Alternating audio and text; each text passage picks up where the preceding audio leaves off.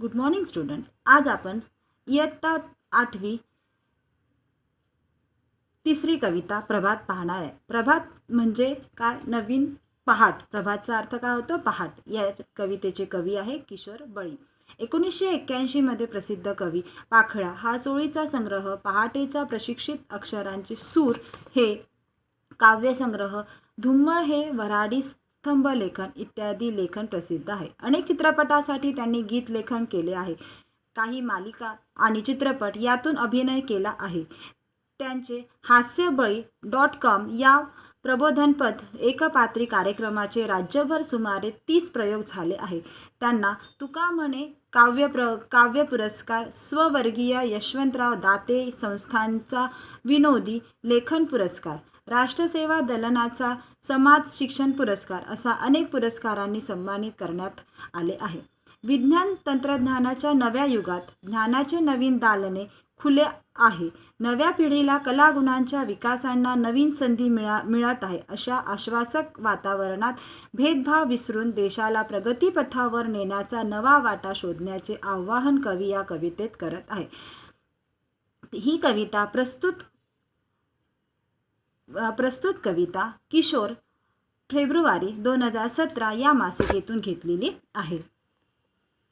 म्हणजे विज्ञान आणि तंत्रज्ञानाच्या युगामध्ये वेगवेगळे नवीन दालने उघडत आहे, वेगवेगळे मार्ग उघडत आहे आणि नव्या पिढीतील लोकांच्या कलागुणांचा विकसनासाठी संधी मिळाली पाहिजे असे किशोर बळी म्हणत आहे. आणि आपला देश प्रगतीपथावर कसा नेणार याचे आवाहन केलेले आहे. प्रस्तुत कविता पाहू. हे ज्ञानाचे तेज पसरले नव्या युगाच्या प्रभात, कलागुणांच्या क्षितिजावरची ही प्रतिभेची प्रभात. हे युग विज्ञान आणि तंत्रज्ञानाचे युग आहे. या नव्या युगात ज्ञानाचा प्रकाश संपूर्ण आकाशात पसरलेला आहे. अशा या युगाच्या क्षितिजावरची कलागुणांची एका उच्च प्रकारच्या ज्ञानाची रम्य अशी पहाट उगवलेली आहे. म्हणजे कवी म्हणतात की हे युग काय आहे? विज्ञानाचे युग आहे, तंत्रज्ञानाचे युग आहे. या नव्या युगामध्ये ज्ञानाचा प्रकाश संपूर्ण आकाशात पसरलेला आहे. अशा या युगात क्षितिजातील कलागुणांची एका उच्च प्रकारच्या ज्ञानाची रम्य अशी पहाट उजवलेली आहे असे कवी म्हणतात.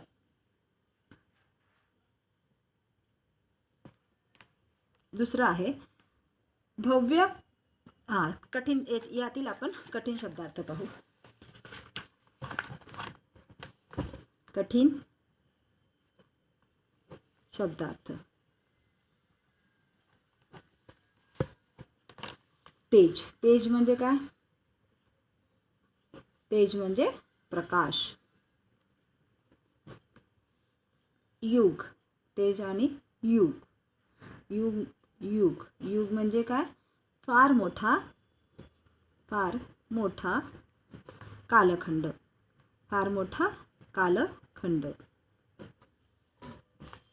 नभ म्हणजे काय? नभ म्हणजे आकाश.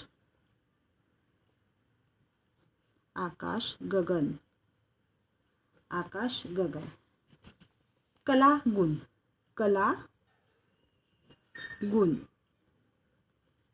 कलागुण म्हणजे अंगातील कौशल्य.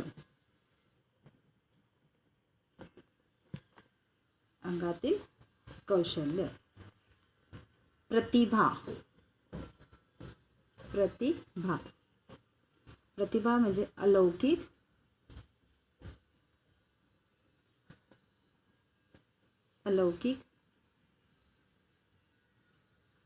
बुद्धिमत्ता.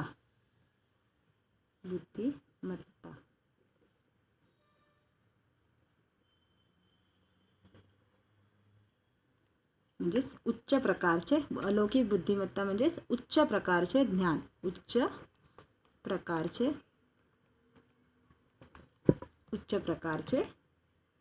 ज्ञान. प्रभात म्हणजे पहाट. तुम्हाला मी आधीच सांगितलं की प्रभात म्हणजे काय? पहाट. म्हणजे हे युग विज्ञान आणि तंत्रज्ञानाचे युग आहे. या नव्या युगात ज्ञानाचा प्रकाश संपूर्ण आकाशात पसरलेला आहे. म्हणजे या नव्या युगामध्ये ज्ञानाचा प्रकाश पूर्ण काय झालेला आहे, आकाशभर पसरलेला आहे. अशा या युगात क्षितिजाची कलागुणांना एका उच्च प्रकारच्या ज्ञानाची रम्य अशी पहाट उगवलेली आहे. म्हणजे अशी ज्ञानाची अशी रम्य अशी पहाट उगवलेली आहे असे कवी म्हणतात. दुसरं कडवं पाहू आता. भव्य पटांगण बाग मनोहर फुला पाखरांचे जग सुंदर आपुलकीचा सुहास पसरत मनामनातून इथे निरंतर गुरुजनांची अमूल्य शिकवण या स्पर्धेच्या युगात कलागुणांच्या क्षितिजावरची ही प्रतिभेची प्रभात. कवी म्हणते फुलपाखरांनी भरलेल्या अशा या सुंदर जगात, कवी काय म्हणते, फुलपाखरांनी भरलेल्या अशा या सुंदर जगात भव्य असे पटांगण आहे. भव्य असे काय आहे, पटांगण आहे. सुंदर अशी बाग आहे.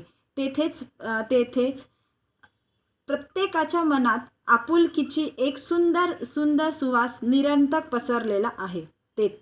येथील गुरुजनांनी दिलेली शिकवण अमूल्य अशीच आहे. या शिकवणीची किंमत करता येत नाही. अशा प्रकारे नव्या कलागुणांनी भरलेल्या युगाच्या क्षितिजावर एक सुंदर असे अलौकिक बुद्धिमत्ता होऊन ही पहाट उगवलेली आहे. म्हणजे कवी म्हणतात की बाई फुलापाखरांनी भरलेल्या अशा या सुंदर जगामध्ये मोठे असे काय आहे, पटांगण आहे. पटांगण म्हणजे काय, अंगण आहे. मोठे असे अंगण आहे. सुंदर अशी बाग आहे. प्रत्येक मन आणि तेथील प्रत्येकाच्या मनात आपुलकीची भावना निर्माण आहे. तिथे गुरुजनांनी दिलेली शिकवण आहे. तिथे गुरुजनांनी दिलेली काय आहे, शिकवणीला अमूल्य अशी आहे. शिकवणीला अमूल्य अशी किंमत येत नाही. अशा प्रकारच्या नव्या कलागुणांनी भरलेल्या युगातील क्षितिजावर ही सुंदर अशी अलौकिक बुद्धिमत्ता घेऊन ही पहाट उगवलेली आहे. त्याचे कठीण शब्दार्थ पाहू आपण.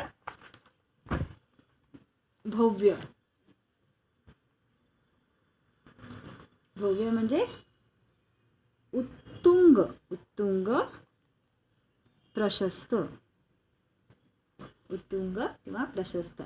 पटांगण म्हणजे काय, मैदान. पटांगण काय, मोठे आवार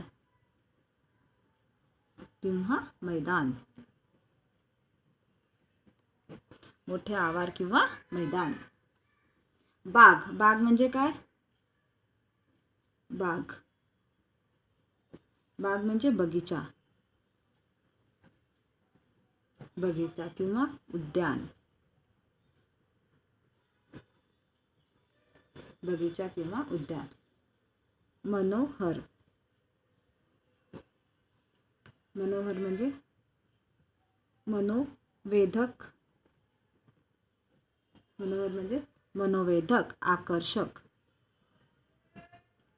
मनोवेधक आकर्षक.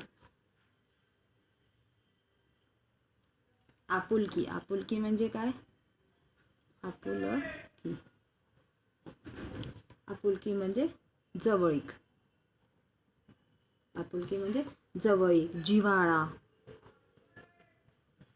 जिव्हाळा. आपलेपणा.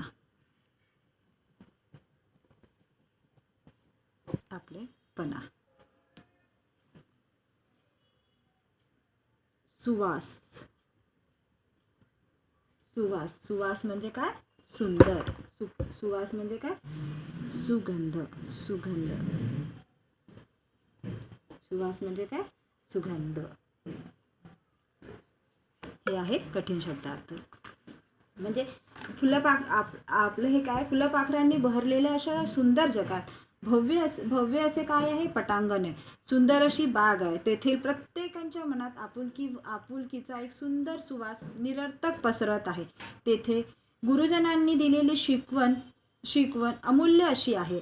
या शिकवणुकीची किंमत करता येत नाही. अशा प्रकारे नव्या कलागुणांनी भरलेल्या युगात क्षितिजाचा एक सुंदर अशी अलौकिक बुद्धिमत्ता घेऊन ही पहाट उजळलेली आहे. आता आपण दुसरं बघू.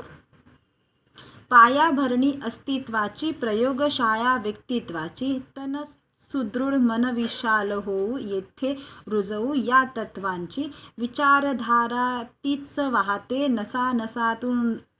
नसानसातून रंगात कलागुणांच्या क्षितिजाची ही प्रतिभेची प्रभात. कवी म्हणत आहे की या नव्या युगात गुरुजनांच्या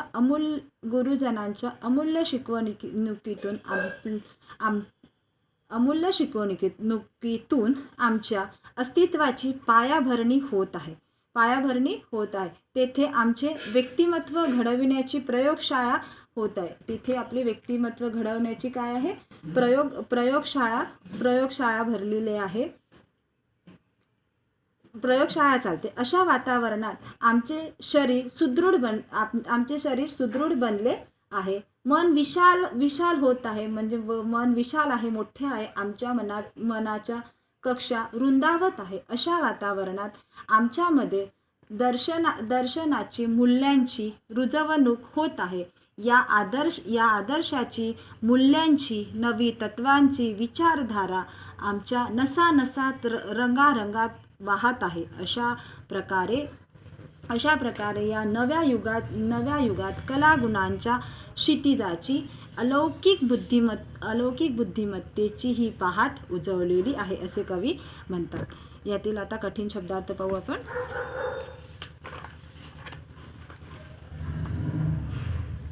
निरंतर सुरुवात झालं, नंतर काय आहे,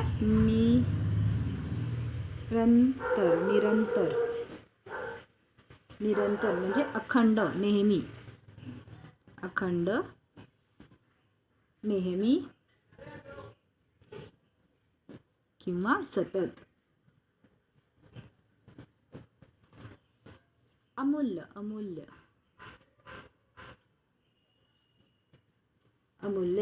म्हणजे बहुमोल.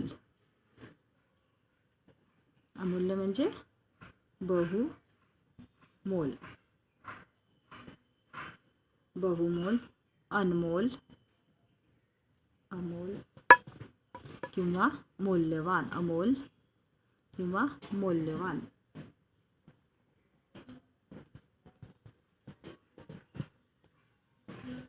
तन म्हणजे काय, तन म्हणजे शरीर.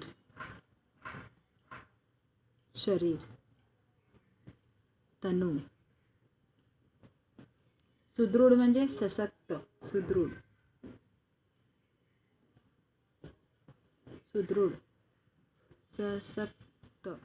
सुदृढ म्हणजे काय, सशक्त, बळकट,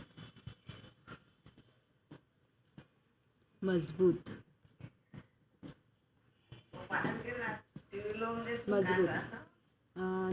नस म्हणजे काय, नस म्हणजे शीर, नाडी. नाडी.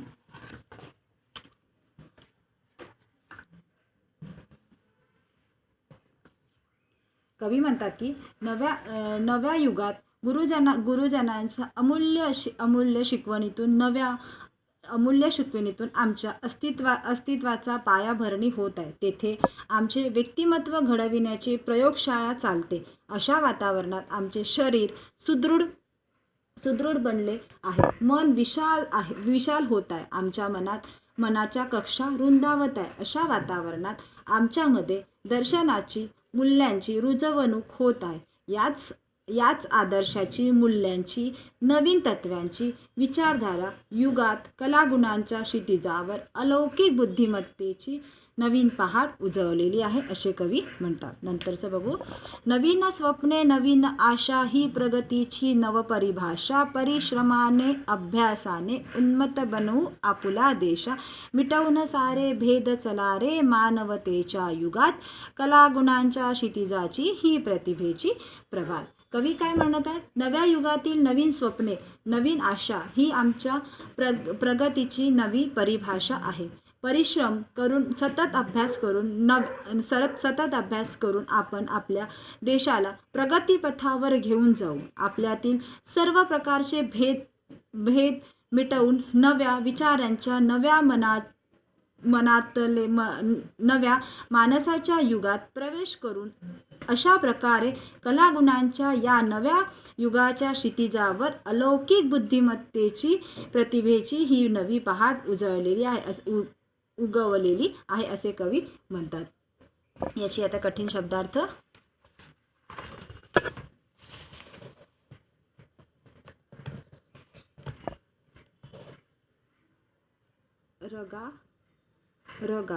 रगारगात म्हणजे काय? पूर्ण शरीर. रगारगात म्हणजे पूर्ण शरीरात, संपूर्ण शरीरात.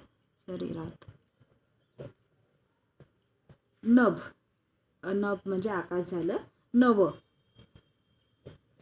म्हणजे नवीन. परिभाषा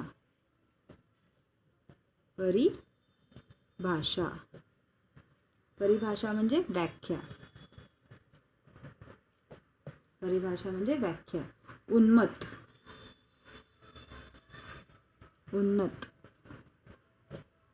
उन्नत म्हणजे उंच, श्रेष्ठ.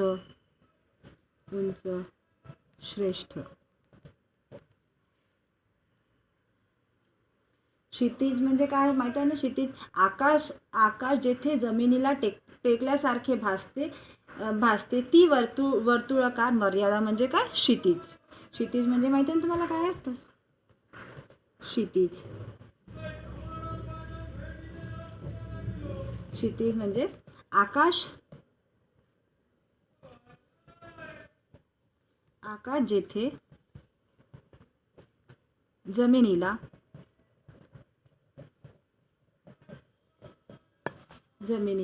टेकल्यासारखे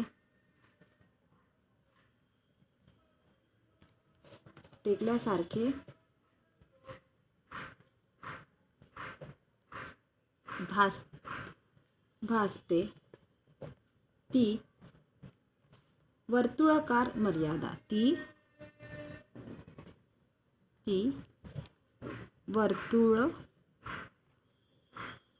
वर्तुळाकार मर्यादा. हे काय आहे? कठीण शब्दार्थ. शेवटच्या कडव्यात म्हटलंय कवी म्हणतात की नव्या युगातील नवीन स्वप्ने, नवीन आशा ही काय आहे? आमच्या प्रगतीची नवीन परिभाषा आहे. परिभाषा म्हणजे काय? व्याख्या आहे. परिश्रम म्हणजे कष्ट करून सतत अभ्यास करून आपण आपल्या देशाला प्रगतीपथावर नेऊ. म्हणजे खूप परिश्रम करून, खूप कष्ट करून आपण आपल्या देशाला काय करणार आहे?